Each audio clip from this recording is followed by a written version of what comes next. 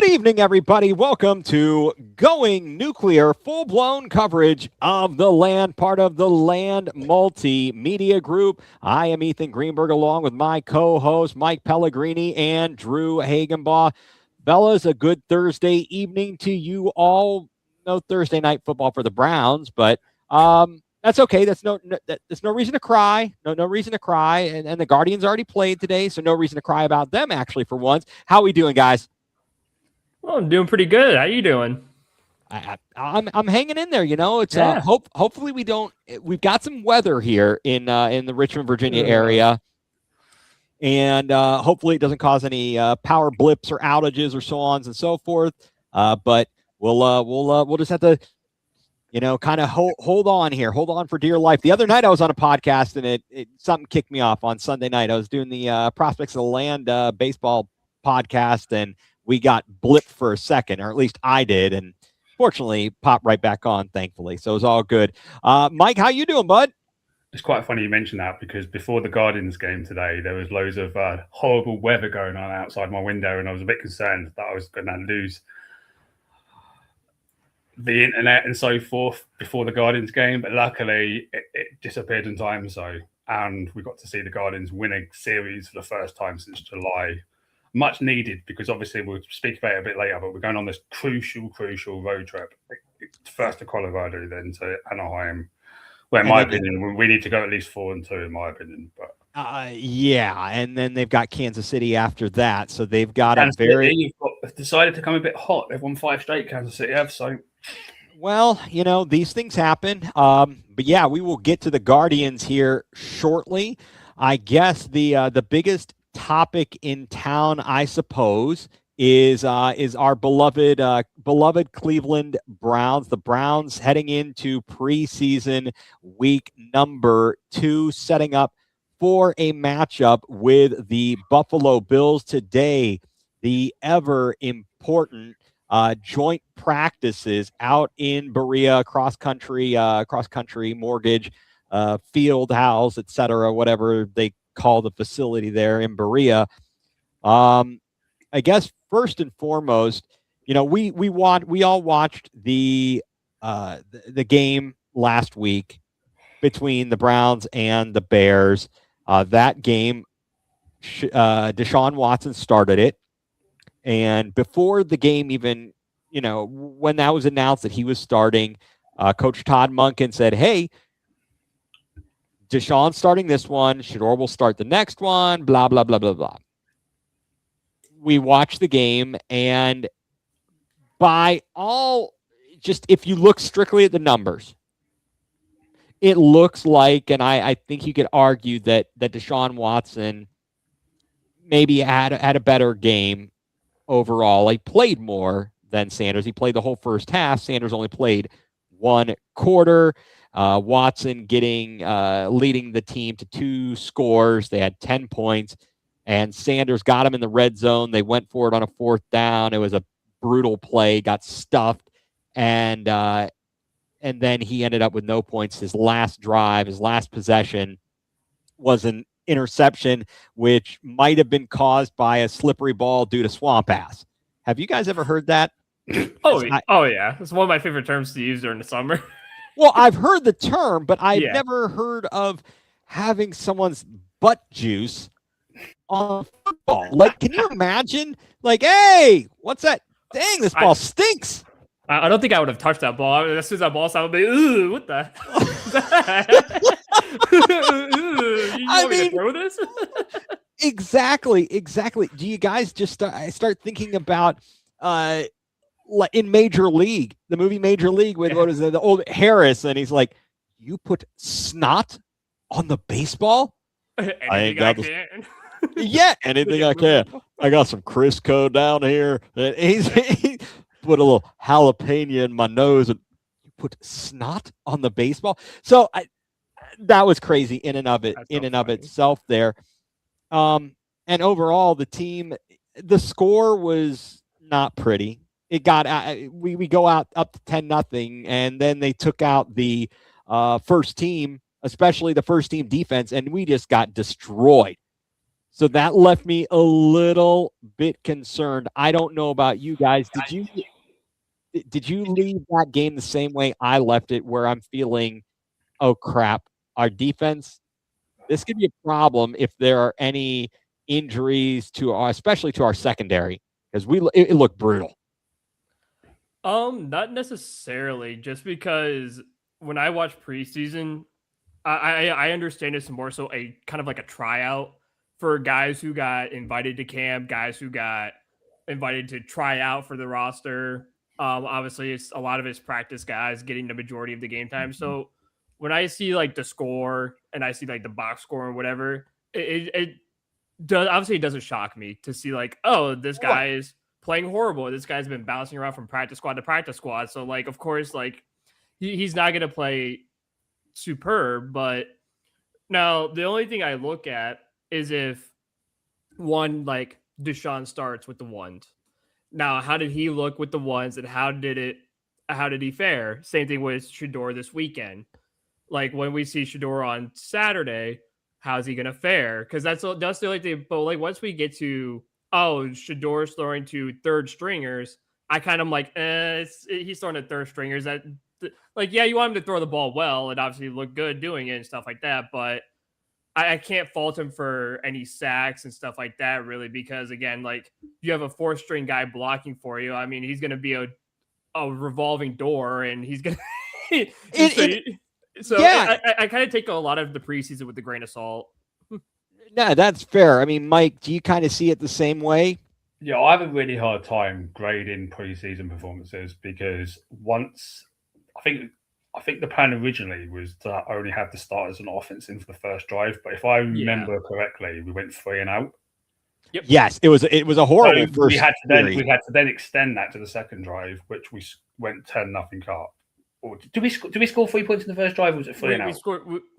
So the first drive we went 3 and out because we ran the ball 3 straight times. Yeah. Oh yeah. The next drive we went down to kick the field goal. No throwing play. I remember now. Yeah. Right. Exactly. So we extended the ones to a second drive. Right. And after that, for me, it was just about the quarterbacks. Like the defense, I kind of expected it because you're getting third and fourth string guys on defense playing out there. It was just the quarterback play I was keeping a close eye on, really, just to see if they were getting the ball out quickly, how they were reading the defense, what the accuracy was like, were they underthrowing, overthrowing, stuff like that.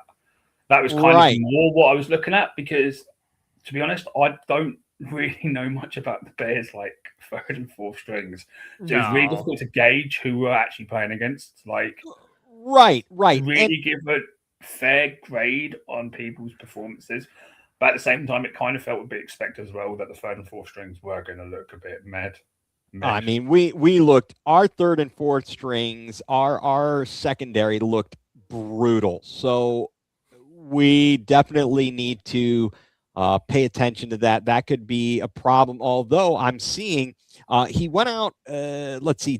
He had an interception in the game? Michael Coates Jr. in the game last week had an interception. Now, did he leave the game with an injury? I believe, right? Yeah, we did because he was one of our best. Right, but he's been back in practice. He's been UDFAs or whatever on defense, and then he picked up an injury afterwards. Right, and he's been back in practice though, and I believe the other day he had an interception of Watson, and we'll get to that in a moment. But I can see that. Yeah, exactly. So that was certainly something that drew my attention, is just what is this defense going to be once the starter, if something happens to a starter, if Denzel Ward can't play or Tyson Campbell can't play or someone along those lines. Mm-hmm. Oh, it's doomed. Like if one of those guys goes out, it's Nate Evans was getting worked. We already knew this anyway because we knew that from the back of the last year that our DB deck was kind of weak. So right, as soon as Campbell or Denzel Ward go out, we're host. Yeah, no, I think that's a very kind way of putting it. Am I imagining this as well?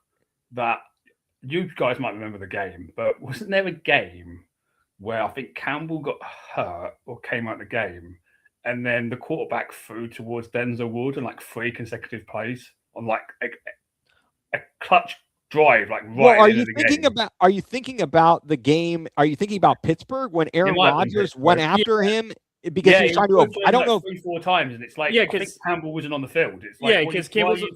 Yeah, he wasn't on the field because I remember it was the final drive of the game, and they're in the red zone. He threw it to Denzel 3 straight times, and Denzel almost picked one of them off because he dove for it and almost got it. Then the last one, everyone was calling for a pass. I remember the last one everyone was calling for pass interference. But he went up and got his hand up on the ball or something, and but if I remember correctly, didn't we have a backup DB on the other side? Yeah, we did. Okay, I didn't remember. I remembered Rodgers going after Denzel, which we were like, what are you doing? It was, first of all, they blew that game because they were trying to avoid giving up a sack to Myles Garrett. That was the dumbest thing I'd ever seen. Well, weren't they trying to go towards, who was it? Not DK. Mark. Okay, yeah. I think DK, he was being marked up by DK, and I think since DK is a bigger wide receiver, so I think he was just trying to get it up to DK every time, and Denzel had him locked down completely. And then the one was the miscommunication between DK and Rodgers, because that was the one that Ward almost picked off. And speaking of which, that guy needs to get on the jugs machine. I love Denzel, but he has dropped too many potential interceptions. They talked about it on the radio. I know he should have had a pick of Shador. I don't know if that was yesterday or the day before, but if he could start getting some picks, man, his stock would go even higher than it already is. He is a lockdown corner, but he doesn't necessarily get all the glory because he's not getting the interceptions. I mean, I could care less if he gets the interceptions. As long as the guy's not catching the ball, that's fine by me. No, but there's some times where the ball's there to be intercepted, and if you don't intercept it, the drive continues. Well, yeah, right? if it's like in your hands or something and you drop it, then I'm gonna be pretty pissed because you should be catching that ball. Right. Unless you're Jerry Jeudy. But again, the one I referred to with the Pittsburgh one, he had to dive for it, and he had to so that was a little bit more complicated. And so I don't mind him dropping. And no. The ball wasn't even close to DK at that point, anyways. But if it's like within your hands or you turn and you can go out kind of like a receiver and stretch out for whatever, I expect you to at least make some kind of catch. And it's like what we talked about with receivers. If it hits you in the hands, I expect you to catch the football. Yeah, no, that's not not an unreasonable thing to expect from a professional football player, even if you are a defensive back. Hell, a 300-pound lineman or 400-pound lineman can get an interception, as we witnessed in a Browns loss, not last year, but the year before. That was really was that Bailey Zappi who threw that pick to the I think so. to the Ravens lineman. Yeah, that's a low point. That's kind of a low point there. So we leave that game, everybody wondering, all right, what's the plan here? Now, I know a lot of people were heaping praise on Deshaun Watson. And we were waiting still to hear from Monken to find out what the plan was going to be for this week for the joint practice, and if, in fact, he was going to stick to his plan to have Shador start this week's preseason game. Now, from what I saw, first of all, Watson looked okay to start, but he's throwing behind receivers, throwing the ball into the ground. All the things that he has continually done in his time here, I don't see that having changed. He's getting sacked. Now, Shador, he threw an interception. He threw a great ball to Gage Larvadan that he couldn't hang on to. It was a good play by the defense, but he dropped it in there. He had a great throw to Luke Floria. He's willing to stand back in there, and I know they talked his drifting too far back. It creates his own pressure. He's bringing it upon himself. The tackles can't block that far back. I mean, that's just ridiculous. So I'm sure that's a teaching point. But at the same time, to me now, and when we'll kind of move to this week, I'll pose this question to you of, if you're Todd Monken and the Browns coaching, in his mind, is he weighing, I've got player A that is a little bit slower in getting out of the huddle, getting the operations, getting to the line, so on and so forth. And there's some other, some technical things. There's room to learn. a second-year player versus another guy who, okay, he can operate. He can take what the coach is saying. He can get out there, but he's erratic and inconsistent in his passes. He tends, and I'm seeing it on the film, and people are pulling it out from every which direction. He will put his head down and run himself into sacks. How does the coach decide between those two quote unquote evils? Like, which is less evil? Which is worse? And there it is. And look, always positive, Jay. Both blow, LOL. Hey, I appreciate it, Jay. That I could go with that, quite frankly. But let's talk about this, guys. Yeah, you might have. I think if you had tried out for quarterback, Jay, you and Mike could have had a competition, I think. I know Mike has said he thinks he could throw a ball to a guy if he had that much time back there. It's not great. So where's the balance? If you're the coach and you're looking at these two imperfect candidates for a job, how are you doing this? I mean, you just kind of have to go with it, right? You have no other choice because it's not like the front office is going to go out and get you a veteran quarterback to be like, look, we're going to pull a Joe Flacco situation. We're going to bring him in and everything will be solved. And we don't have to worry about watching these two guys over here, throwing butterflies and other crap and stuff like that. So it's not like you can go and do that right now. I think it's picking the lesser of two bad quarterbacks, essentially. And which one would you rather see more of? Again, we've all discussed that we all would rather see Shedeur play the entire season and be like, look, if we got to draft Arch Manning, we got to draft Arch Manning, and we just go on our merry way. So I'd rather kind of see that than seeing, like, the one thing that upset me today was everyone gassing up the pass from Watson to Casey Concepcion right up the middle. That was the one good pass I've seen him throw all training camp so far. And the fact that everyone is hanging on, like there's a QB1 right there, and it's like, that's one good throw. Then the next throw, he threw it right at the lineman.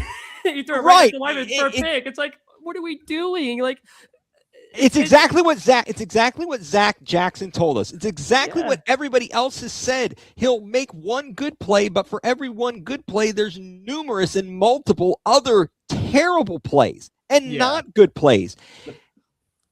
Go ahead, Mike. I've got an opinion on this, though. I think the quarterback competition battle, however you want to sugarcoat it, wouldn't even exist if Shedeur could do the basics, pre-snap. Yes, exactly. It's all the time stuff before the snap of the ball. But that's where the issues are causing him problems. And that's why, in my opinion, Watson's currently going to get the job, because he can get the offense lined up, do all that basic stuff. Yes, his accuracy is probably going to be worse. He's probably going to throw more picks, but I think that's what Todd Duncan. Okay. So, all right. So let me ask this: You can't go out there and be on a 3rd and 5 or 4 and 2, and then with no timeouts left, and then the clock gets to 0 and you turn the ball over because Shedeur hasn't lined up the offense properly.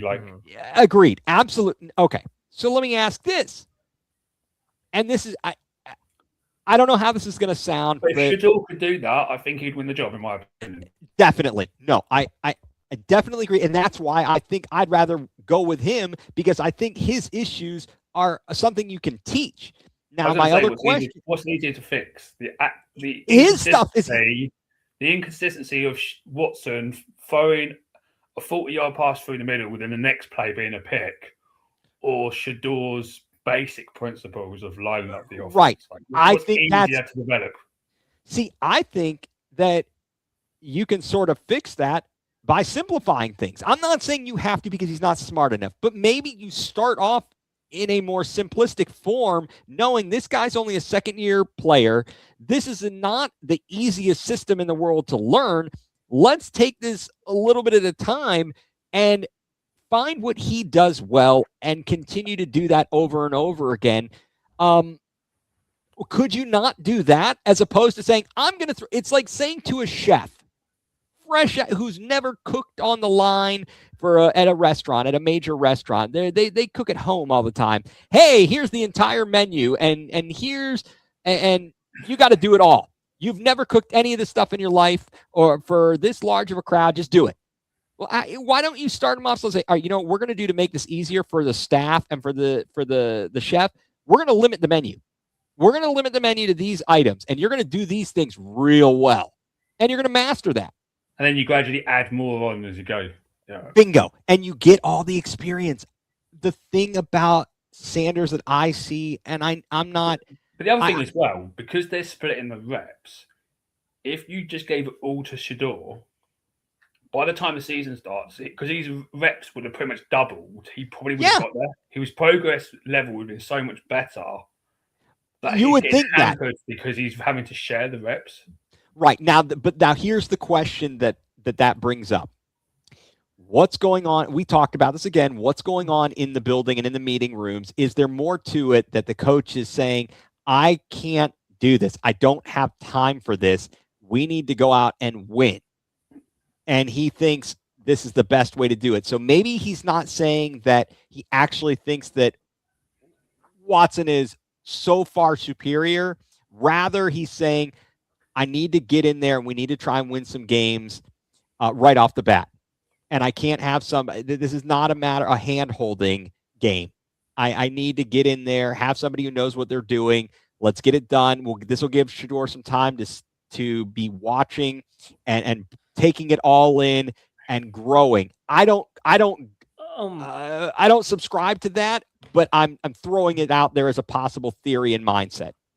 Well, then my thought is how long of a leash does Deshaun have in that regard? Because if you're giving him, because that was my thought too, is like, do you give him the first 2 weeks in Florida and say like, look, you had the first 2 weeks, we're going back home, and you know you're already going to get booed. Is it really worth sitting here watching you get booed to throw 3 interceptions and lose a game that was very much winnable when we could have had Shador in there and maybe you've limited the mistakes, but the only mistakes would be, okay, we might have had to delay a game or two because he had trouble getting. I'd rather take the 2 delay games rather than the 3 interceptions, and those 3 interceptions turn into pick sixes, and that's 21 points off the board right there. And yeah, I can't say, and I don't want to take the position that Shador's not going to make other mistakes, because he certainly is. But I just feel as though, and I'm pretty sure that we're not alone in this thinking, it seems to be popular thought, there is no future for Deshaun Watson here. Well, and can I ask you guys this? Yes. Do you think there's still influence within the building from, the Haslams and some of the other front office members to continue to push Deshaun to start because of how much they're paying him? Because I know J.W. Johnson was a big advocate to get Deshaun. So do you think like him and some of the Haslams and some other people are like, look, we're paying him $230. We should still just give him the opportunity to showcase what he's got while he's healthy. And do you think there's some kind of influence there? Less now than there was maybe if it was still Kevin. Monken's got to win. He knows he has to win. Everyone has said this. So this is based upon what everybody's talking about, and I'm thinking about it logically. This is his first head coaching job. If he goes in there and goes 2-15, is his job safe 100%? No. I know that the Haslams are being more patient.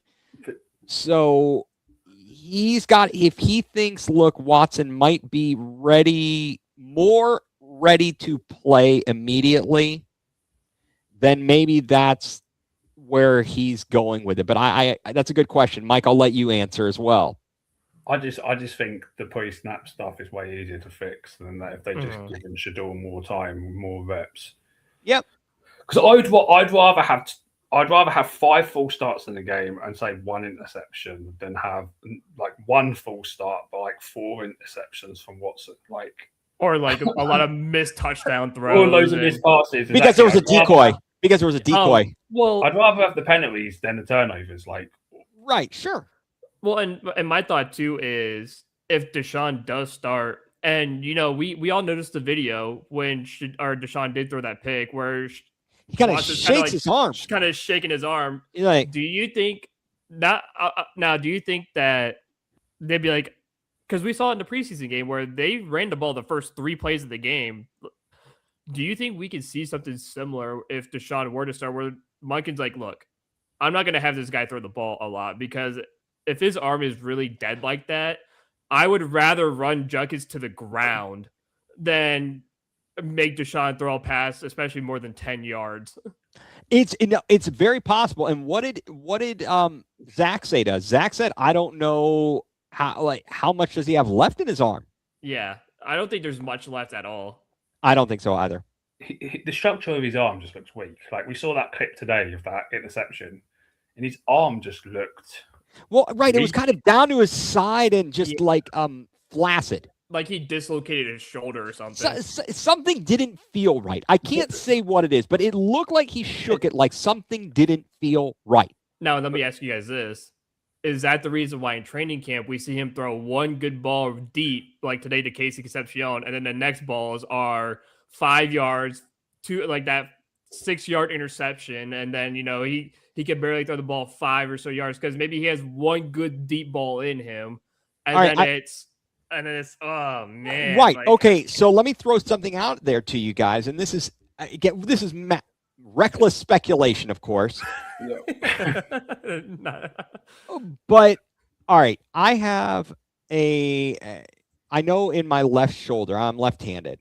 I think they did x-rays and they all the symptoms. They said it's a slap tear. And so what'll happen is if I go to throw a baseball or do anything overhand, it'll kind of catch and it'll make I go, and it catches and it hurts for a few minutes. And I got to chill out with it. And then it'll be all right. I can't say one way or another what's going on. The dude had surgery. That was how many years ago was this now? See, that's how long it's been. I mean, that was like 2023 season. So we're talking almost 3 years ago. That was after the Baltimore game, wasn't it? Was that after? Yeah, it was after it was after the Baltimore game that season, and it should be okay. I would assume it's okay, but who knows? Maybe there's just some other stuff going on. I don't know. Let's face it. It may not be bad play, which ends it. It may be another injury. I could say that's my case equally too. likely. It's equally likely. I think what's going to happen is he's going to end up eating a sack, and it's going to destroy that shoulder. No, he will. That's why I suggested we get Jed Wills for one quarter.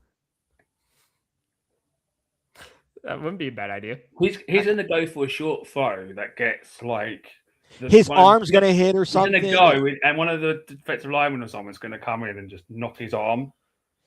And it's going to jar something. And his shoulder's just going to... Yeah, it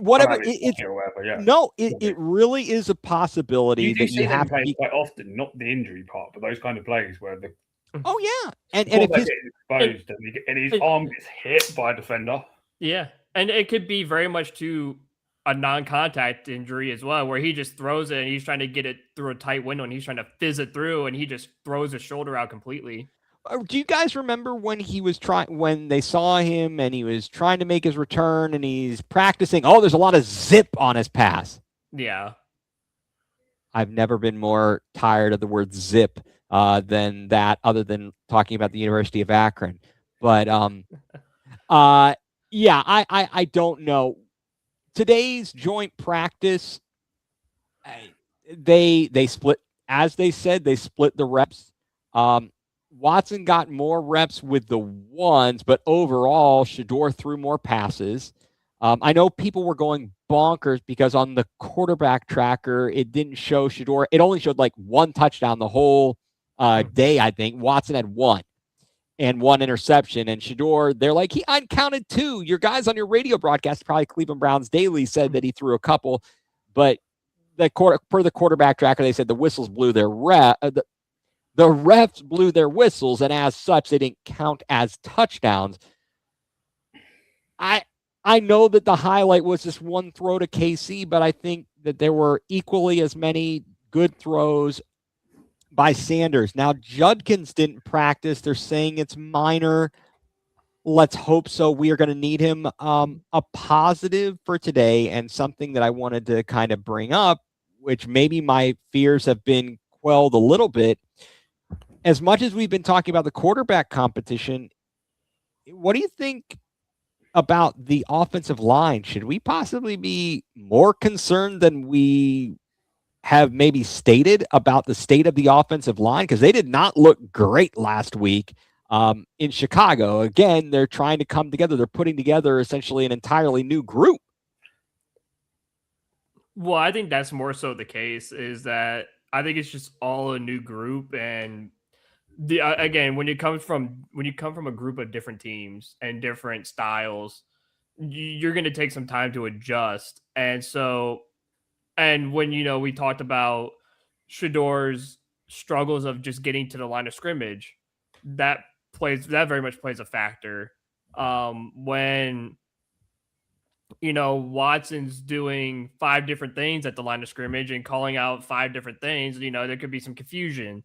So I think it's just more so just getting these guys in sync, and then they'll be okay. So I'm not too overly worried about the offensive line. I think it's just more so they just need to get in sync with the quarterbacks and get in sync in general with each other and know each other's play styles before they can really gel. And that's what this preseason is for. And that's why I think maybe playing them for more than 2 snaps is a lot more important, because you want them to get right and gel together. So, but again, you don't want them to get injured as well either. So that's the other point too.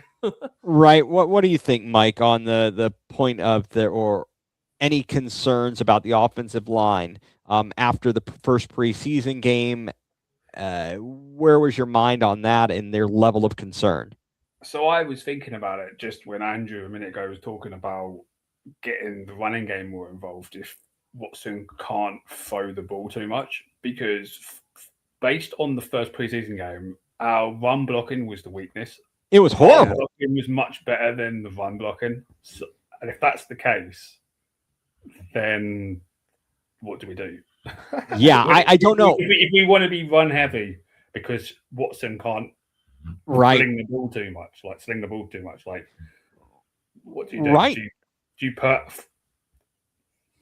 a fullback in? Do you play an extra tight end? Well, heck, the guy who was supposed to be our fullback was injured or something. Yeah, I was going to say, the fullback is injured. Yeah, what I will say is that the offensive line apparently looked pretty good today at the joint practice, which is good, going up against another team's defense. So they actually held up pretty well, and Dylan Sampson had some nice runs. And does that mean the Browns' defense is better than the Bills then? Because if the Browns' offensive line is struggling against the Browns' defense in practice, but then it might. Bills, does that mean the Browns' defense is definitely better than the Bills? Wasn't the Bills' defense crap last year? Am I remembering correctly that they had a crap defense? Or am I misremembering this? They couldn't stop the run, if I remember correctly. Right. So and I'll tell you what, on the other side, from the reports I saw in those situational things where, okay, you're down 4 points, offense has the ball, and they got torched. The defense got torched by Josh Allen. So that didn't make me feel very good. This is going to be a work in progress. It is absolutely going to be a work in progress. And we have to, regardless of who's at quarterback, we need to kind of bring in our expectations, even possibly more than we already had them. I will say, and I think you guys would agree, Casey Concepcion has looked the part. So far. I have been he's just been very good on the field. And I mean, I'm sorry. This thing, Jerry, we talked about this. How is Jerry Jeudy still on this team? Why can't we trade him for a defensive back or a defensive lineman? This guy sucks. How many passes is he going to drop? I'm not even going to go into my tinfoil hat moment here where I think he's sabotaging Sanders, because he is. This guy sucks. I'm sorry. He's got. Can I get Greg Little out there? He was just as bad.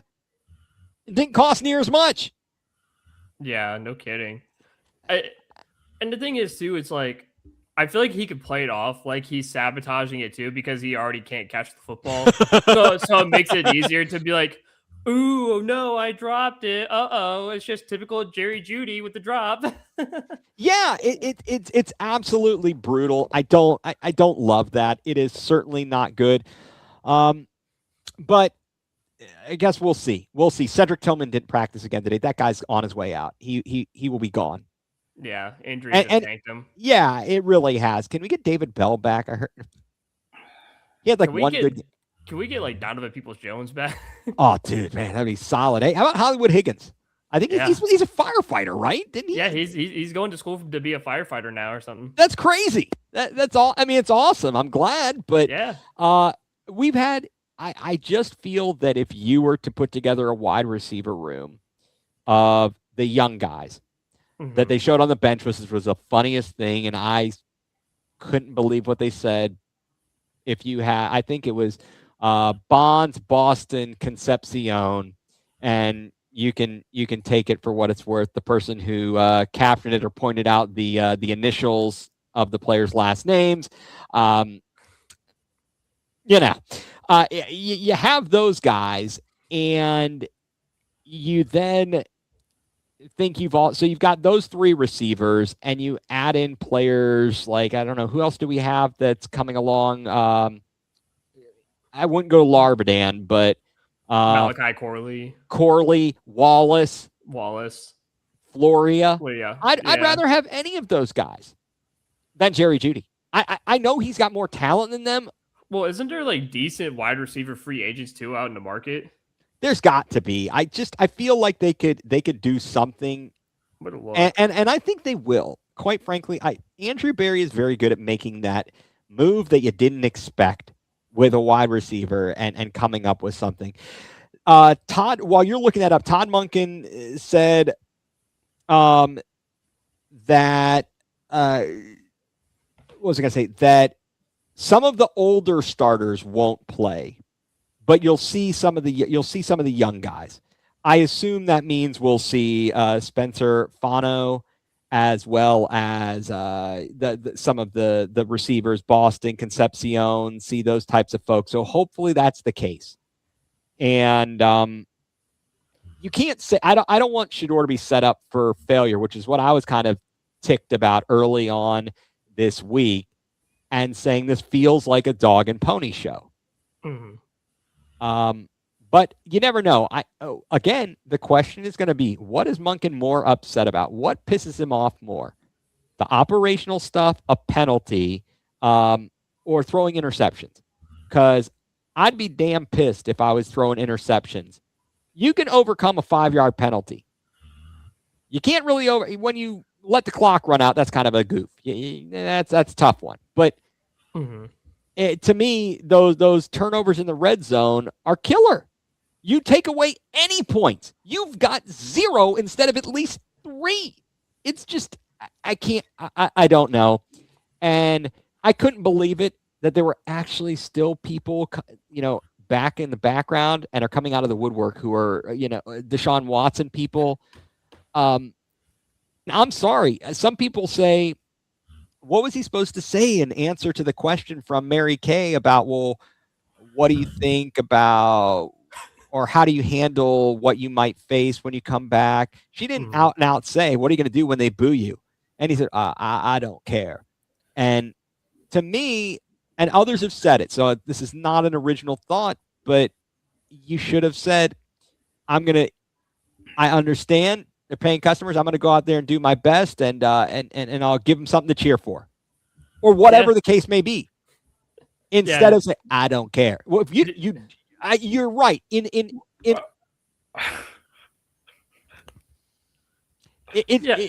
shouldn't care if you ultimately that shouldn't affect your performance, and you can't cry about it. But I think there's a better way to respond to that. Yeah, I was gonna say there's a better way to respond to it. Just saying like I don't care, or whatever. It shows you truly don't care, and it's like I don't care about his welfare, so Yeah. it's like whatever, mate. When I saw that quote, that wound me right up because I was like, I guarantee about 99% of the fan base don't even care about him. So it's like, no, we don't. But I think he knows that, and he's already thinking like, I'm already well out of my way, gone out after this year. So who cares? I don't care. Yep. Because if this was like a couple of years ago, then yeah, he'd be like, look, I'll try my best to give them something to cheer for and whatnot. He'll give them more like political answer.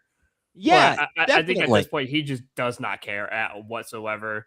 Yep. Also, I have the Yeah, what do you got? All right, let's go through that real quick. So according to Spot Track, there's 17 free agents.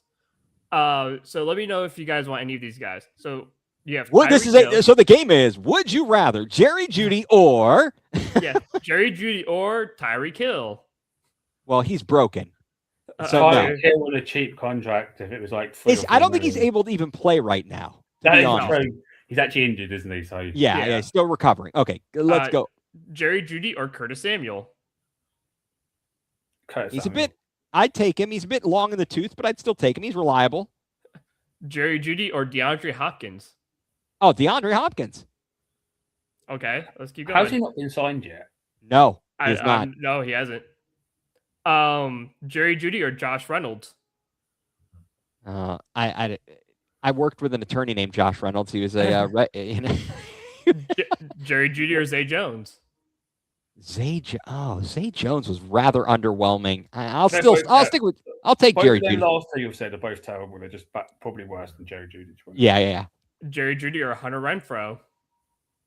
Actually, I don't mind Renfrow. Hunter Renfrow is pretty reliable. And he's one of the best route runners in the league. Yeah, I would take Hunter Renfrow, sure. And he's got reliable hands.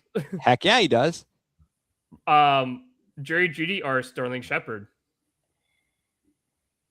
Yeah. I guess I could take it or leave it. I guess I'd stick. Well, let's go through it. Right? Dwayne Eskridge. Who? Exactly. Who's that? He was on my dynasty team. Still in the taxi squad. Is he dead? Did you cross him off the list? Yeah.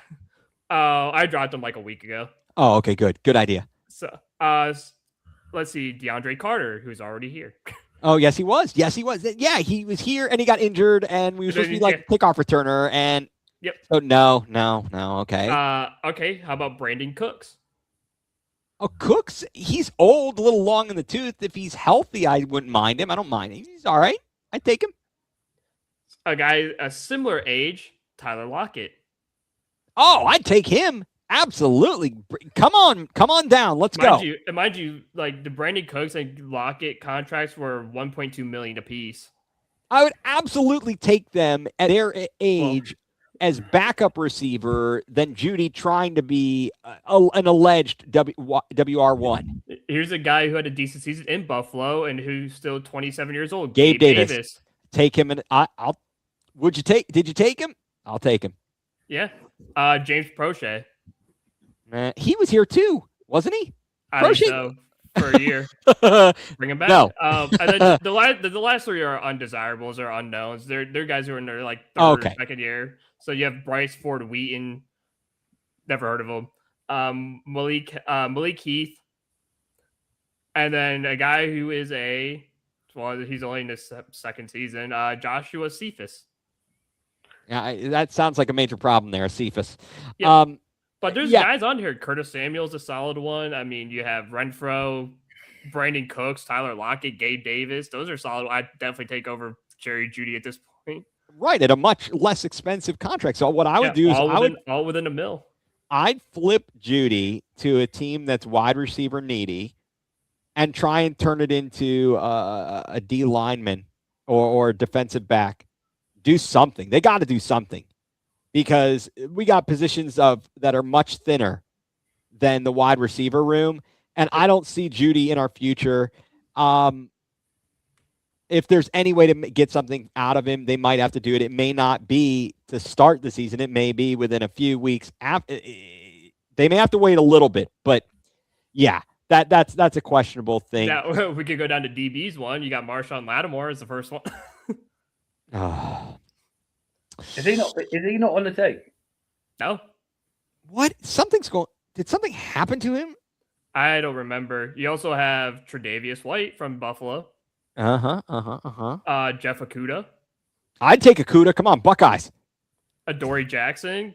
Chris Artie Burns, C.J. Goodwin, Okay. Michael Davis. There's a couple good ones on here too. That could be good backers. I think that there might be a diamond in the rough, and we're going to have to wait till teams make their cuts. I was going to say this. Guys from other teams' 90s down to the 53s that don't make right. the cuts. There will be people to pick up guys from there on the defensive side, yeah. And we again, if I to use the example, Ronnie Hickman, who's going to be our next guy that's like the UDFA that turns into a pretty decent dude. Could it be this Coates guy? Could it be? Let's wait and see. Let's just wait. Martin Emerson. I can't believe they didn't keep him. Could have just kept Martin Emerson. Where did he go? Saints. Yeah, he went to New Orleans for cheap. Yeah, he went for $2 million or something. Yeah, something very, very, very, very reasonable and affordable. I say Martin Emerson that he should have Brown should have just turned around and said to him, "Look, this is going to be essentially a contract year for you because you missed it. Yeah, we'll give you 2-3 million, and then you can be DB free. Yeah, but you'll get enough reps to show your worth, kind of thing." Well, let me throw this there to you just to kind of be a, play devil's advocate. He's a physical outside corner, but we've got Campbell and Ward, and they really need a slot. They need more of a slot corner. How would that equate to it, guys? And obviously it's good to have people who can play backup on the outside. And if someone goes down with an injury, but that's something that goes through my mind a little bit when you're talking about a Martin Emerson and why you would or wouldn't keep him. Speaking of bad QB play, by the way, Fernando Mendoza just threw an 80-yard pick six. Who are they playing again? They're playing the Texans. Oh, nice on Thursday Night Football. Yeah, so he just chucked an 80-yard pick six. Awesome. I don't think he's going to start. I've got a feeling that Kirk Cousins is going to start week 1. I think Kirk Cousins is easily going to start. Oh, but gosh, didn't you see his first touchdown pass, Fernando Mendoza? Everybody acted like he was the greatest thing since freaking Joe Willie Namath. How's Drew Allard been since? Have they played again since that first game? No, they have not played their second preseason game, but obviously he looked pretty good, and of course everybody in Pittsburgh is talking about him. But let's remember. Again, this is why we can't overreact. Did DTR have a good preseason game? They talked about it in the Hall of Fame game. He was amazing. And remember when Kenny Pickett was amazing in preseason for the Steelers? Yep. And then he wasn't so amazing after games against the Columbus Aviators in the bloody UFL Warriors. Yeah, DTR that is. Yeah, it's kind of crazy, but we'll see. It'll be interesting. We'll have more to break down. The Browns and the Bills will be in action at Huntington Bank Field on Saturday afternoon. What you got, Mike? What you got? Carson Schlesinger, what's going on with him? I mean, what did Monken said? So he said he's not going to be out there this week. Won't be playing the game. He's hoping next week. As long as they can get him up to, as long as whatever the injury is, he's up to speed and ready to go for the regular season, I'm not worried about him. But generally I am worried. You changed your tuning because the other day you were in the chat worried about him, not because there was no real update. Right. Yeah. And then they talked to him and he said, well, it's this. So generally speaking, because I am the way I am, I'm worried. Because I always imagine the worst case scenario. In reality, as long as it's not a long-term injury and he can get back and up and running, he'll be good to go by the time the season starts. He's not going to be behind, is what I'm saying. So health is of the utmost importance for him. All of that being said, just want to remind folks for all of your sports apparel needs and just everything else, you need your shoes, your back to school stuff. You got to get some gym shorts so you can go to gym class and all that jazz. You want to have an awesome party, climb some rock walls, go to a golf simulator, check out with the pro shop, head on out to Dick's House of Sport in Strongsville, a proud supporter of the Land Multimedia Group. Moving on, well, this will be a quick hitter, a quick topic. Yesterday, the Cavs finally did something. They finally did something. We've been waiting for it. The Cavaliers make a big move. They have now added Peyton Watson from the Denver Nuggets. No relation to Deshaun. Max Strus will head out to the Clippers, be reunited with Darius Garland. The details of the trade: the Cavs get Watson from the Nuggets and a 2027 second rounder from the Clippers, which is then going to the Wizards. And also, they are set to get Cam Whitmore from the Wizards. But Mike, I believe you said that they're gonna move on from him, or they're gonna do something to. What did you read about the situation with Cam Whitmore? So they're going to waive and stretch his contract. So essentially, the Cavs can waive Cam Whitmore. Yep. And then stretch his 5 point whatever million salary is over the next 3 seasons. Okay, help out the salary cap situation. It reduces the cap hit, which will then effectively allow the Cavs to sign at least one player on like a minimum contract alongside the James Harden extension. So right, and then that happened today, James Harden extension. In all of this, the Nuggets, they get the unprotected 2031 Cavs first round pick. Hopefully the Cavs first round pick in 2031 is like way out because they're actually good. So, it is what it is. A 2032 Kings second rounder and Julian Reese from the Wizards. They will waive Reese off his 2-way deal. This is according to an article from Shams Charania. So I don't know. This may not be completely up to date. The Clippers, they end up with Max Strus.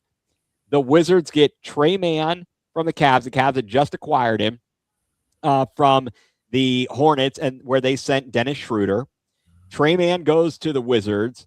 They get a 2027 second rounder from the Cavaliers. That was via the Clippers, and they get cash from the Cavs, and then again the Hornets end up with Dennis Schroeder. So a 5-team deal. And the big prize in all of this for the Cavs is Peyton Watson. Guys, are you happy? It took a long time for the Cavs to be able to get this move done. Where do you fall, or what do you think after this move has been made? Well, it's only taken them 8 years to find an athletic, tall wing guy. They've literally been waiting for this. Yeah. Since LeBron left in 2018, like they've gone through the likes of Okoro, Dean Wade, Max Strus, DeAndre Hunter. Right. And they and there's probably other guys as well, but those are like the 4 guys that come to mind. Yeah. And none of them have really shown what the Cavs need in that position. And like Windy said on ESPN Cleveland today, if Peyton Watson has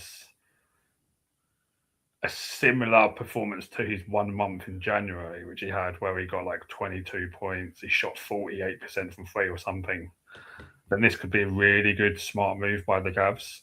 And to be honest, that's kind of what I'm hoping for. We have to hope for that. I'm not taking it. I'm not taking an L on Dean Wade. Sorry, I'm not. Also, he's in his prime. Like he's like 23. Oh yeah, 22, so it's like more than just in his prime. He's young. He's not probably hasn't even hit his prime. And he's got a lot of room for growth, I'd say. But yeah, the size is going to be good. Everybody has said he's the 3-and-D guy we need. Ultimately, last year, he averages 14.6 points a game, 4.9 boards, 2.1 assists, and shooting 49.1% from the field. And he played 54 games. I'm pretty pleased with it. Drew, your thoughts, sir? Well, the one thing you didn't just mention that I'm very pleased with is his defense. I mean, yes. Look at his defense. He's averaging like 1.1 blocks a game, or like yes, and 0.9 steals or something. Yes, sir. Yes, sir.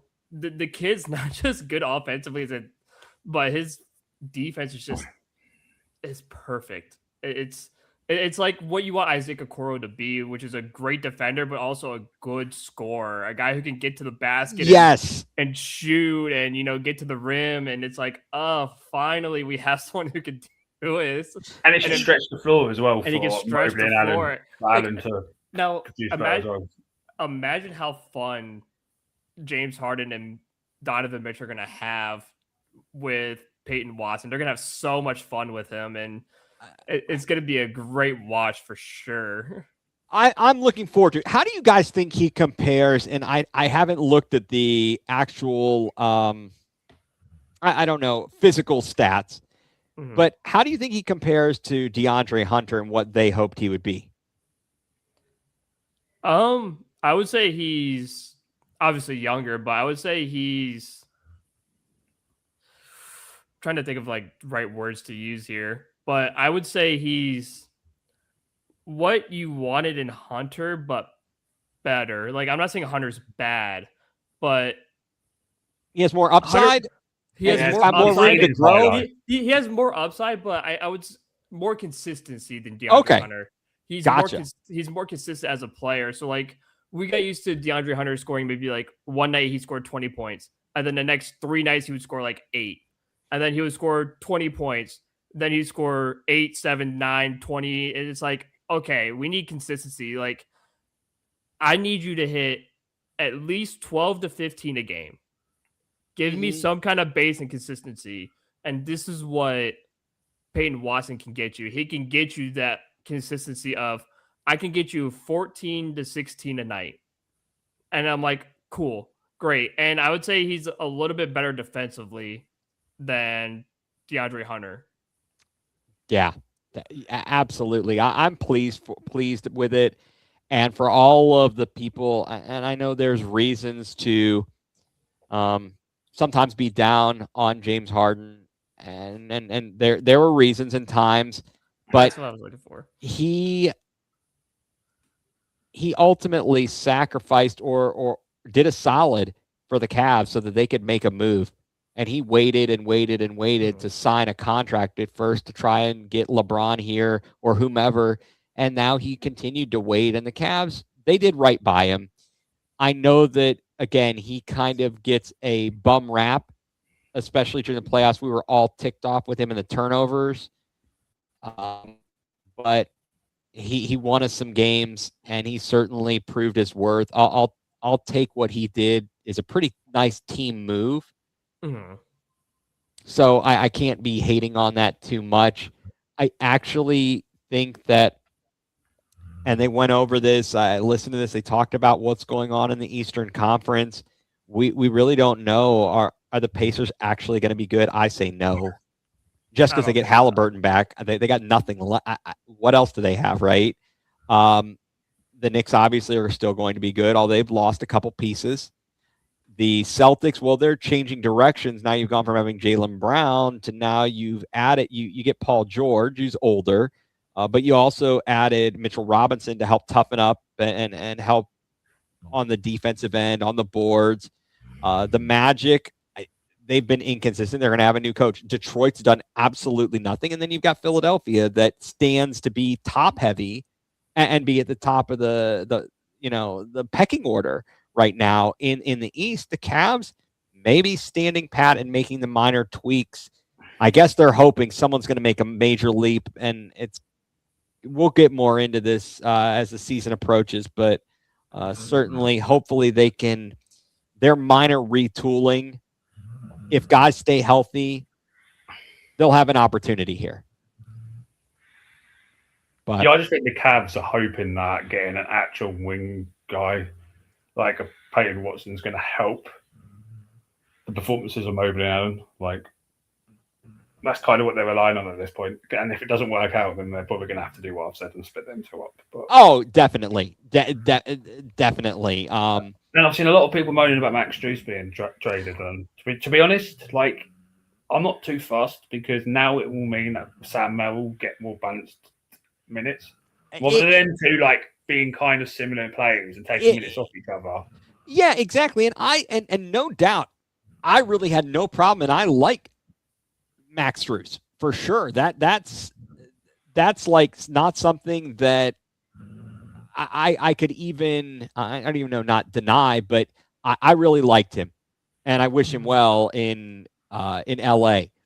And maybe he and DG will have a good time out there. I don't know. Maybe they'll get some new contracts with Daktronics and whatever other phony baloney things. I don't know, at Bob's House of Cars. They'll have some great contracts out there too to help them out. I'm not really sure. We won't go into all that.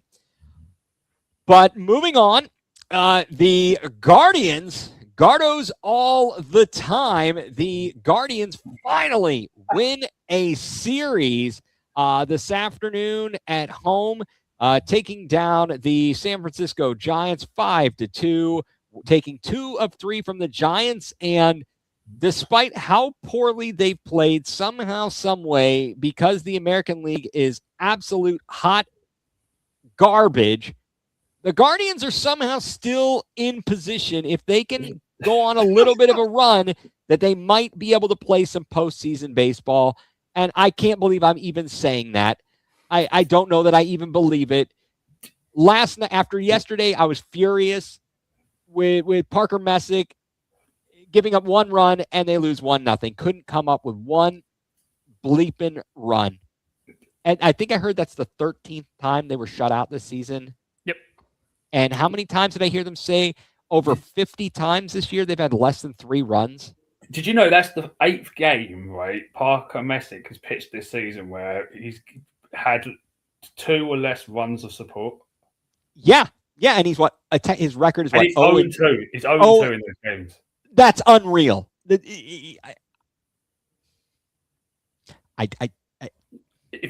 you go 4-4, you're like 3 games ahead in the third wildcard spot. Right. If you go like 4-4 in those games. Yeah, it's all of these little things. Yeah. We talked about it last week, where, or maybe I was talking to the guys on the Prospects of the Land, talking to Taven McCulley and Nate Bope, that there were those games that we blew, we wasted opportunities, like the game against New York, that we squandered the lead, and there was one other one that we totally pooped the bed. I just, obviously Joe Adell goes nuts the other night, and then he had fouled a pitch off of his knee, and so he was held out yesterday, and he didn't play today, right? He didn't play today, correct? He pinched it. Oh, he did. So he pinched it. Yeah, I see that now. I see that he did come in. So, my bad. But, and then Chase DeLauder, apparently yesterday he was good enough to take batting practice, but in the bottom of the 9th inning, they decided to put in Patrick Bailey to pinch hit. Well, what frustrated me the most was Patrick Bailey comes up today and has 2 hits. Simple though, isn't it? Yesterday he could have tied the game or won the game in the 9th inning yesterday. Yeah. And then he comes out today and gets 2 hits. It's like, yeah, it's just maddening. And I guess I posed this. But you know how bad though the American League is? Like, Guardians went 5 straight series without winning a series. Right. And they're 1 game out of the third wildcard spot. It's absolutely absurd. So as it stands right this minute, I'm going to refresh the standings. The Twins currently own the 3rd spot. Right. The Twins have won 3 in a row and are ahead of the Guardians by a game. They're 63. The Twins are 63 and 65. The Guardians sitting at 62 and 66. The White Sox in first place is 66 and 61. And right behind us, the Tigers, who sold their best players, their pitchers, and suddenly they started winning a few games here and there, and they made us look foolish. So I don't know. Let's see. So did the Twins, do they play or are they playing right now? I'm trying to find the scoreboard, so I might have missed it. I think they were off today. They are off today. All right, that's crazy though, isn't it? Though the Tigers and the Orioles both sell. And they're both right in the mix for that 3rd spot. Yeah, now. It's because of how terrible the American League is. Those front offices must be a bit annoyed though, because the problem is if you end up getting in, you've then weakened your chances once you get in. Yeah, if you trade away 2 of your starting pitchers and then you get to the playoffs, okay, you're not going to be as strong as if you just kept one of them. It's like it must be so frustrating that they've gone into that mindset that they're going to sell. But then the team actually turns it around and they actually get in. Oh, yeah. It would have been as if, and I guess the Guardians didn't do this last year, it would have been as if the Guardians had sold everything off at the trade deadline only to come back and overcome 15 and a half games and win the division. you would have you'd have been like, what? You never would have expected that. I think that a lot of times when teams sell like that, they have realistic expectations. The chances of you turning it around and being so good and everything falling into place are the margin is slim, but it can be done. I don't know. What do you think that you talked about it at the outset, Mike? The Guardians, where do we go to? Colorado? Yep. We've got 3 games in Colorado, 3 games in Anaheim against the Angels, and then we come home and play 3 games against the Royals. Right. And the Royals are really not good this season. They have a minus 100 run differential, 55 and 74. Wow. What's Colorado's this year? Because last year theirs was ridiculous. Paul DePodesta. Their run differential last year was absurd. It was so bad. They're minus 122 so far this season with a big. That's nowhere near as bad as last year. Theirs was like, they were just horrendous. And so this is a situation where the Guardians, they've got to win. Like you said, Mike, I would say 4 out of 6 is an absolute must. I said before this series just gone, 9-3 minimum, 9-3 minimum, 10-2 would be great.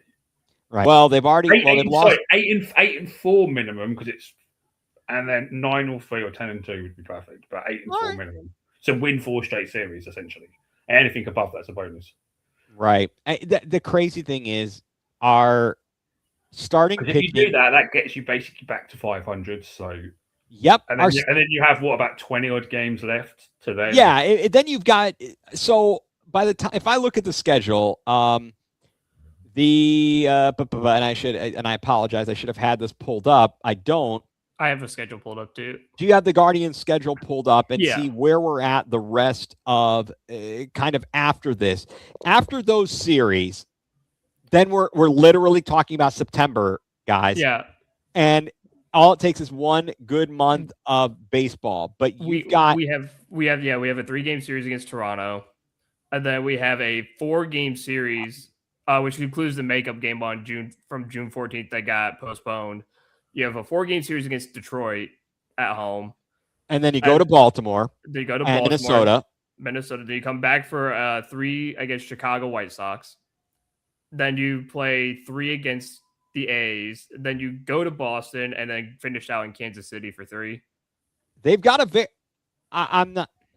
If you look at it on paper, it's a favorable schedule going on paper. Yeah, in theory, it's a favorable schedule. Certainly, Baltimore is turning things around. We see Detroit is playing better, as we just mentioned. Toronto's been bad. Kansas City's been bad. Minnesota certainly is sticking around, and they give us a fight. We have brawls with them. That's those guys. The A's, are they any good? I don't think they're very good, right? No, they started off actually decent. Yeah, they did, and then they did just went back to being the A's. Right, and Boston, they started off horrible, and they've come on, and they're in position to make the playoffs. And then we finish with Kansas City, so there's a possibility there. There's some possibilities. The starting pitching is so terrible. I'm so angry that we're wasting the starting pitching. And it's what the broadcast said today. Now's the time to start making a run. And if you can go to Colorado, and I know Mike said 4-2 on this road trip would be great. Minimum. If you can sweep Colorado and just go on like a 4-game heater, that'd be fantastic. And then maybe because I think you faced Reed Detmers in the last game of the Angels series, which is their best pitcher. But if you could take the first 2 out of 3 against the Angels, that puts you on a 6-game win streak. And then you come home. Obviously, you'd probably come home with a loss. But I would take that, because then that puts you at 500 or one a game above, right? A game above 500. Right? And it probably puts you within that 3rd wild card spot. And you're probably within 2 or so games back of Chicago for the division. Right. There's time. I still question and wonder, is it a mentality? Who needs to talk to these guys about relaxing at the plate when when they're in these situations. A guy and someone made a perfect analogy. It might have been Andre Knott talking about, if you put it in football terms, basically what the Guardians do is like in football, where you're good between the 20s, but getting into the end zone, that's where they're struggling. And the Guardians get guys on between the 20s, and then they can't put it in the end zone. They can't knock the guys home. And my question is it a mental thing? Who does that fall on? Is that the hitting coach? I can't believe these guys are that bad. Like Gabby Arias, he's that bad. Yeah, I was gonna say Gabby Arias is just that. The thing is, right. You've got rid of all the scrubs who we think are bad, yeah. Right.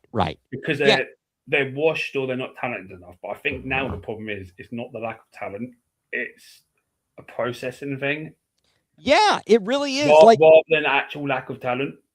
No, I agree. And everyone has said it, and I think it's pretty obvious. You don't have to be a genius to know that Jose isn't quite himself since his injury. But it can't just be him. Kwan's up to 265. I mean, Kwan's batting like over 400 like the last 2 months. Yeah, he's been amazing. You'd like to see Travis start to get back into a swing of things, no pun intended. And he's on a 2-game hitting streak now too. Okay, I mean he's gonna get there. It's a rookie thing, it's a rookie thing. He'll be all right. It's just, can we just score some runs? What, Mike, you said it 2 months ago. 4 more runs, and we'd be in great shape. I don't know. Say we don't get the playoffs this year.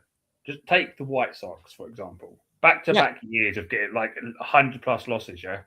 And now they're probably going to... I don't think we're going to catch them, by the way.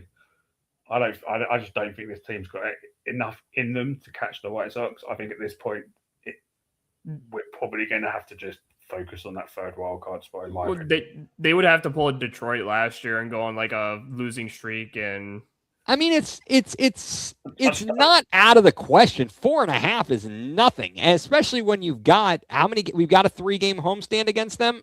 Yeah, I just don't see it though. I just don't see the sign. No, I understand what you're saying. I understand what you're saying, but it's really not that much. You can use them as an example, though. They went back-to-back seasons of 100+ losses, and they're probably going to win the division this year. So it's like, if we do miss out, it's like we've got a ton loads of rookies.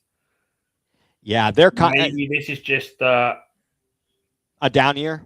A down year. Yeah, and the thing is, and then you get rid of the hitting coach and stuff. Bring in some that guy's got to go.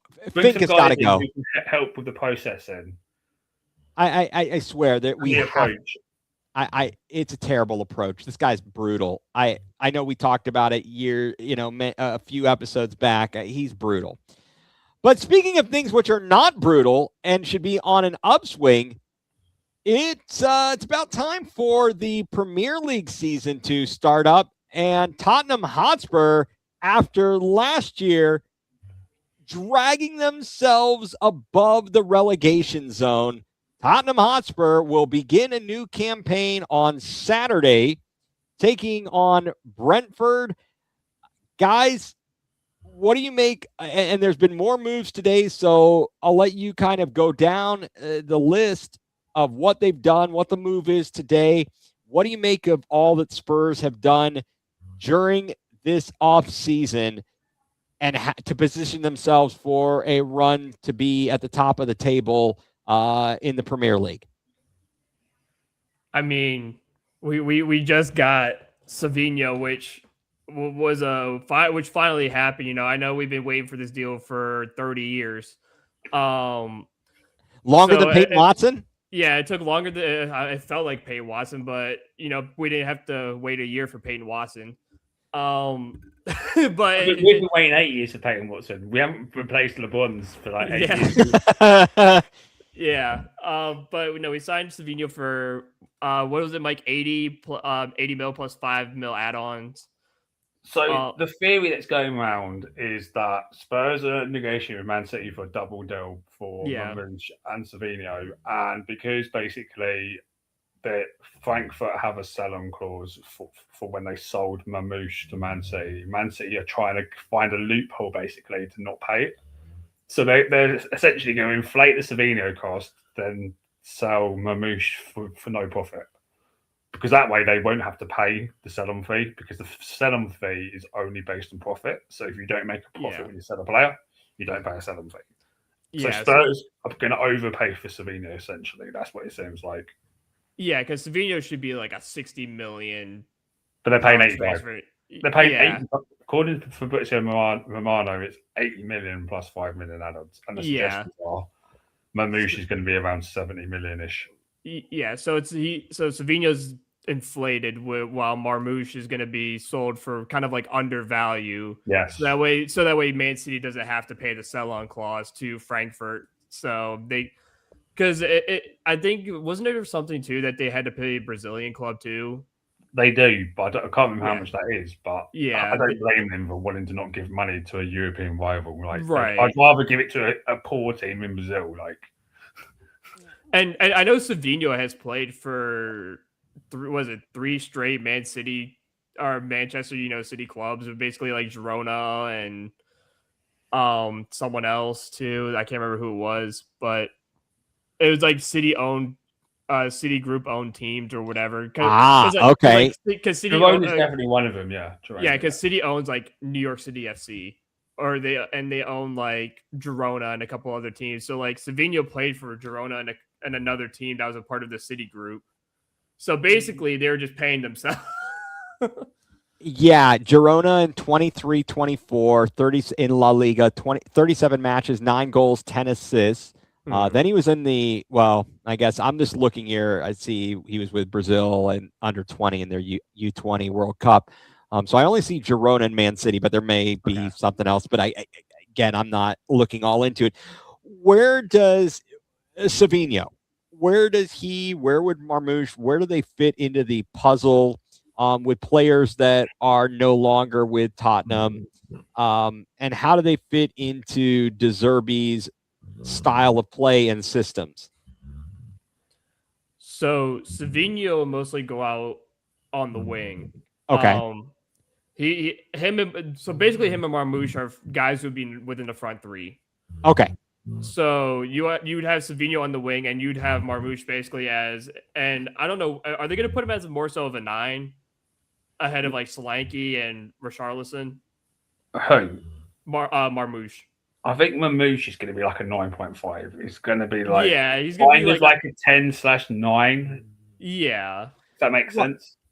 Well, okay, so explain this. So because Derby likes to have his wingers high, because then that kind of messes up with the other team's fullbacks, because they then have to cover space in behind and the winger up high. So the idea is you then have Mamouche, who kind of takes over the middle with 2 players up high, so it's then much more difficult to defend. And then if you get like a Cody Gakpo who's going to be slightly more advanced, essentially, it kind of makes it really difficult to defend against. Right. Okay. So just to explain it, first of all, I love the fact that the commentary in the background is your dog snoring. It is the best. It's just nothing does more for the ego than hearing a dog sleep through our show. I love it. We are that calming. But explain to people who may not follow soccer, when you're saying the 9 and the 10, there's 11 players on the pitch per side, including the goalkeeper. And so when you're talking, so like in baseball or whatever it is, if you're talking for fielding, left field is 7, 8, and this is ridiculous. Your poor dog there is just, he's loving life. But if you could explain to people in layman's terms, what the numbers mean, right? What the numbers mean. So a 9 is say he's Harry Kane. He's your striker. He's your main point forward. So a 9 is your striker. So that's Harry Kane. Okay. For you, Ethan. So you have like a reference. Sure. A 10 is your center attacking midfielder. That's a 10. So that's more like your James Maddison. He's the guy who plays as the attacking midfielder. And then you have the 11 would be, or not 11. I'm sorry. You have a 6, which would be your center defensive midfielder. Okay. I believe an 8's also a defensive midfielder, if I remember right. But they're kind of more that you kind of have like a central double pivot. One bit drops a bit deeper, then one's more central. Yeah, one drops a bit more deeper. I think it's 6 drops a little bit more deeper, while the 8's a little bit more advanced. And then, I mean, it's more so like we tend to use it for, I would say, midfielders and forwards, because then obviously like it's easy to say like, oh, you know what a center back is, you know what a left back is, or a right back. Right. So we know like essentially a 9 is your forward, a 10 is your center attacking mid, a 6 and an 8 are your kind of like center defensive mids, while an 8 plays a slightly higher role than a 6. So like if I had to pick a 6, it would be more so, and I'm trying to think of like a good 6. Rodri? Rodri would be a good 6. Let's say like a center defensive mid, then an 8 would be like a Bruno, essentially Bruno Fernandes would be like an 8. I knew a kid in my French class whose name was Bruno. His French name he chose was Bruno Gaston. He was Bruno Gaston. Okay, okay.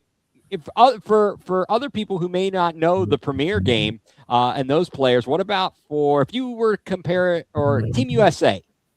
Okay, Team USA. So like Balogun, he would be what Balogun would be the 9. The 9, okay. Pulisic would be the 10. Okay, then the left wing or wide midfielder, that would be in, like for Team USA, who would that be? Tillman on one side? Okay. If I remember right, let me double check to see the. Doesn't McKennie play like the 8? Yeah, McKinney plays the 8, and then Tyler Adams plays as a 6. Okay, all right, hey guys, for those who didn't know, goalkeeper is 1, kind of like in baseball. Pitcher is the 1. Good job, Ethan. Hey, there it is. I never, I gotta be honest, I never really had equated or thought about the numbering that you got, kind of, and what that represents with the players. I never paid that close of attention. And then you guys are talking about like, oh, son it's of funny a gun. You say that, because only ESPN Cleveland figures the other day, they were talking about traditional NFL numbers. Yes. And I've never really got into that kind of stuff, like what traditional line. The actual number, because they used to literally be like, okay, these are the numbers that were assigned for these position groups, and you couldn't be this and you couldn't be that. It was a whole thing, and they finally are making these exceptions, like we talked about in the preseason when Jared Verse said out, "Hey, give me a number," to Dylan Gabriel, and no, he paid him for it.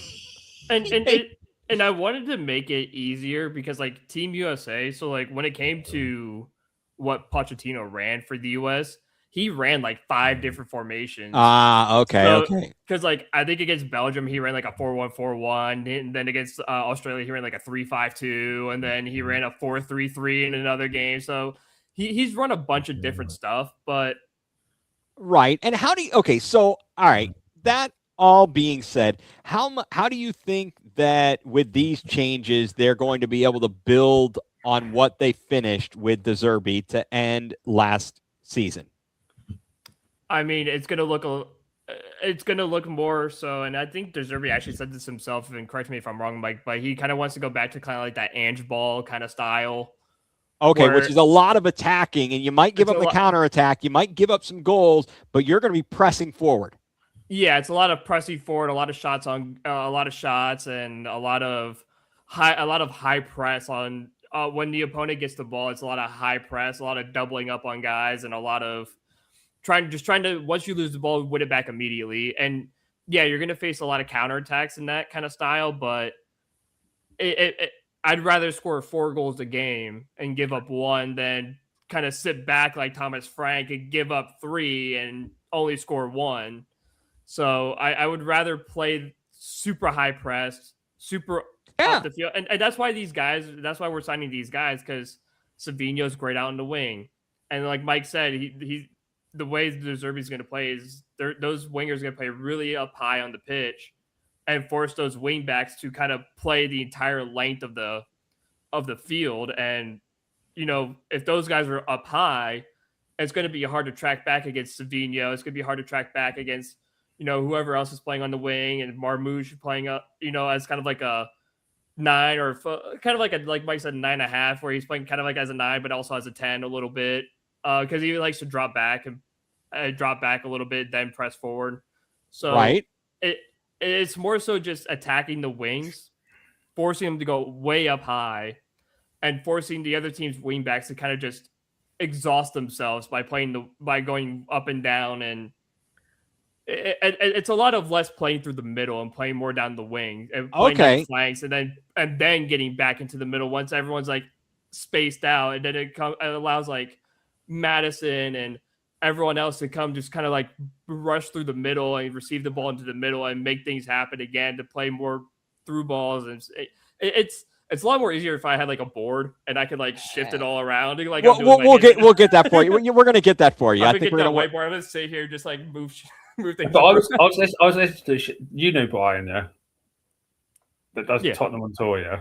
Yeah, I know. He, I know. He was in a stream earlier. And we were talking. They were talking about this, yeah, about how one of the peeves from Spurs fans for years has been about having players that are just they're players all over the place. They're like for different like systems, and you struggle to get rid of them because they don't actually fit what the manager wants. Right. The Spurs this summer have been very specific and targeting players who exactly fit what De Zerbi wants. Like his exact finally. Players that don't, he's kicking them out the door. Or if they don't want to be there, they're out. Like Van Heck and Senesi are two of the best progressive passing centre backs in the Premier League. That suits De Zerbi ball perfectly. Tonali and Fernandes in the midfield, they like press, but they also like to advance. So that's going to be good for De Zerbi. But like Mamouche essentially is going to be perfect. Savinho is going to be high up, so that's going to cause problems. Okay. Like, how are we filling the Christian Romero hole? Is that going to be a big tough loss for the defense? No. Okay, I didn't think so. I just thought I'd throw it out there. He doesn't really suit De Zerbi ball, like in my opinion. Right. He's too reckless for it. He's too reckless. Yeah, and that's good because I'm sick of hearing the announcers. And then Vicario going out on loan, which hopefully thank you. He doesn't really suit either because he's not very good with his feet. So no, not really. It's about time that Spurs are actually finding players that fit the style rather than it just being a mixed bag. Like you sack a manager like Conte, you bring in who replaced Conte? I can't even remember. Was it? It wasn't. It wasn't Nuno. Was it Nuno straight afterwards or not? I can't remember. I think it was Nuno. No, because I thought Nuno came in before Conte. That's but either or, you have players that suit one manager. Then when the new manager comes in, the players don't suit the manager. You force it to try and work, but it's not ever going to work. And then you struggle to move on those players. But now Spurs are purposely moving on players that don't fit the style. I figured it out, Mike. So it was Conte, then Stellini. Yeah, but Stellini was his was he like? Yeah, was he the guy who didn't get his work visa before he got fired? Or because it was Nuno, then it was Conte, then it was Stellini, and then it was Ryan Mason after Stellini, and then it was Big Ange. Oh, so yeah, we were trying to force Big Ange players that were kind of semi-suited for Conte, but then they weren't. So it was like, but now we're actually focusing specifically on players that fit the manager's style. Amazing how that works. It's amazing. It's amazing when you're trying to build a team that you actually try and get players that suit the style of the guy who's coaching them and fit in the systems. Now, like 30 years ago, football teams would just put players together and they'd have to just hope it works. But now it's like because of the transfer fees and the transfer budget, right? You go and actually specifically target players that will fit your style. No, that absolutely. Which is why they're getting Savinho and Mamouche and they want Gakpo because he thinks that all three of them together can transition into his style. Nice. So. I'm looking forward to it. Absolutely looking forward to it. Brentford finished 9th in the table last year, and I guess I didn't see much. What have they done to improve themselves for this upcoming campaign? I don't think they did too much. I don't think they did either. I think I researched it a little bit. I didn't see squat, and I think they signed Sangare, midfield, who's meant to be pretty decent. Yeah, I remember that. But I can go to their transfers. Yeah, they got Sangari, and yeah, I mean, they got Callum Wilson too. I forgot they got Callum Wilson. Oh yeah, Karen Wilson from West Ham. Yeah. Oh, he scored against us last year. Remember that? He scored right Yeah. at the end of that game when he came on. I remember. But the only other signing they really got was Aiden Stokes from New York Red Bulls in the MLS. All right, so basically they've not done much, and obviously Tottenham made a lot of moves. It'll be interesting to see how things come together on Saturday.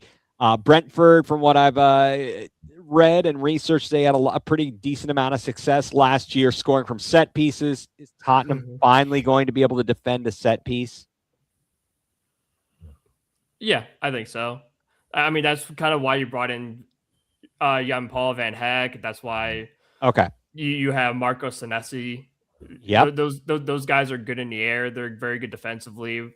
And it sounds like both of them are going to start as well, because apparently Van der Ven's still got a slight knock, so he's probably not going to play, because he basically hasn't played in the preseason. Okay. And what about how is when and how much will like Kulusevski be able to play? That's if he's able to. If yeah, okay. My expectations for Kulusevski are so low. It's like if he can be a sub for 10 minutes for half the season. Okay, I was just curious to see what we were thinking. The other thing is as well, like if Spurs get Mamouche through the door, are they going to play him as like a 10? So are they?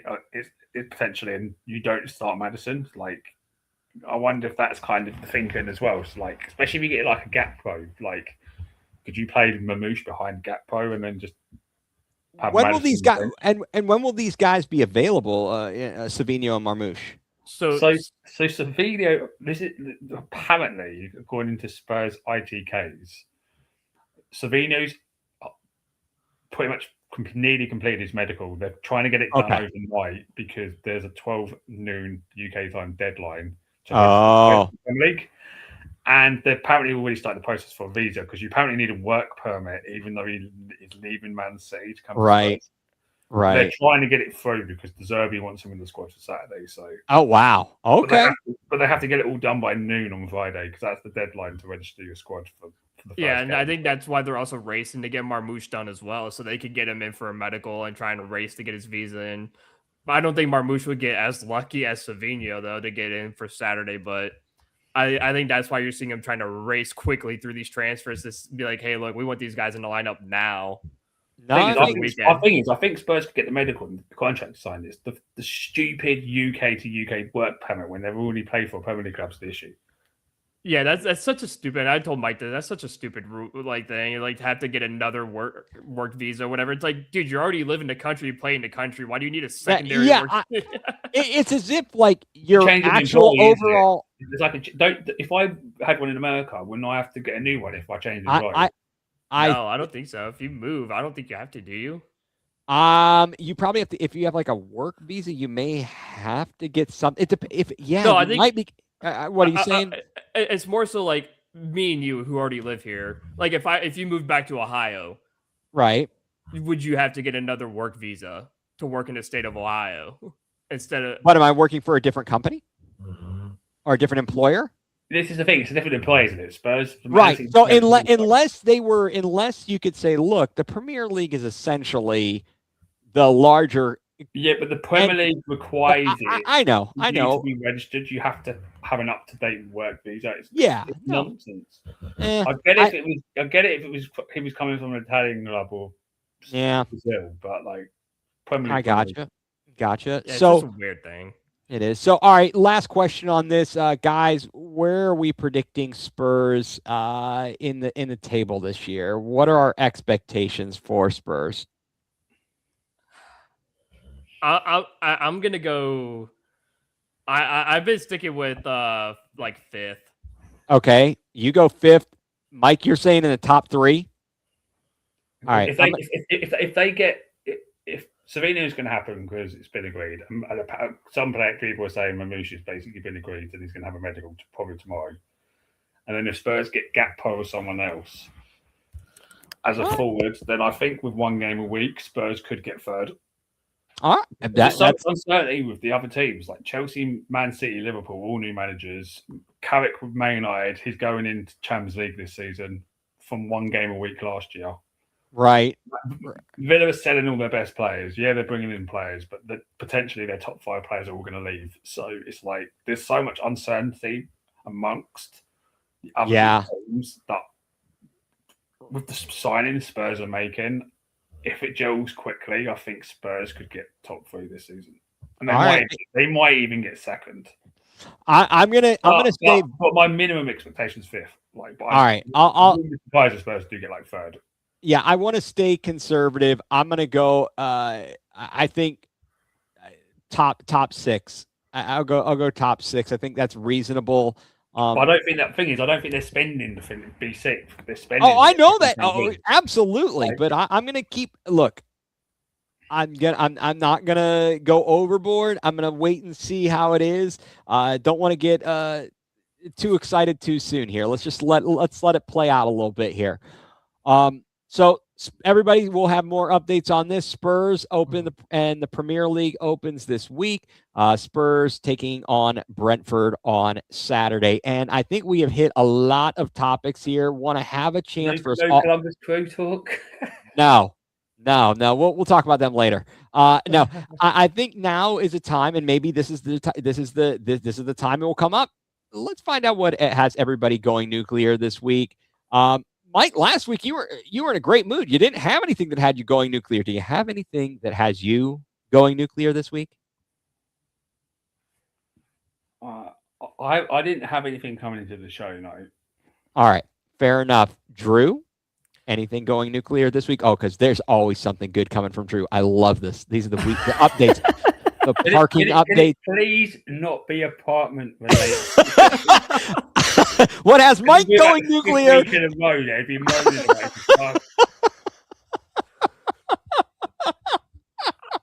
That's so funny. It's gonna not be apartment related. Related parking in the cars. I mean, I can write about my parking garage itself because the maneuverability in there is horrible. Every car you see has like a bunch of scratches on the side of their cars because you cannot maneuver in that garage whatsoever. That's brutal. It's enter the garage and immediate right turn, and it's just like you got like this much space to turn. Oh, that sounds like my worst nightmare. Well, yeah. Tell us, do you have any? What has you going nuclear this week? I mean, I don't really have nothing crazy because again, I'm going on vacation in 2 days. So so you're in a good mood. You're in a good mood. I'm like relaxed. I'm like vacation. Like all of it is vacation. Nothing can ruin this for me. I'm leaving in 2 days. I'm just breathing in. So I don't have really anything that has me going nuclear because I've been focusing away from stuff that's been upsetting me. And I've just been more so focusing on things that are making me happy because I got vacation and that's all I care about right now. Well, I can appreciate that, guys. But, it wouldn't be right if I didn't have something that had me going nuclear. And quite frankly, you two guys being happy almost, in fact, makes me, has me going nuclear because I've actually got something that has me going nuclear. All right, let's hear it, sir. It's got to be me and my complaining about the Guardians. It's not you going nuclear and our going nuclear chat, which I had to change the name for because it was just turned into you going nuclear between the Guardians game. As soon as we didn't get a hit or we weren't giving up, you go nuclear about it. All right, well, tell it. What has you going nuclear, Mike? So what has me going nuclear is rival Premier League fans. Because Spurs are spending, the two aspects of it really. Because Spurs are spending money because they generate good revenue. Teams are saying, because Spurs finished 17th last year, we shouldn't be allowed to spend that kind of money when a team that finished 6th are having to sell their best players. But actually, their players either want to leave or they're choosing to sell. They don't actually have to sell financially. And also people saying like, Savino, you're paying 80 million for him when he's scored 2 goals in last season and stuff. And it's like, you do realise he's not playing many minutes in Man City because he's like battling in a place like behind like Jeremy Doku.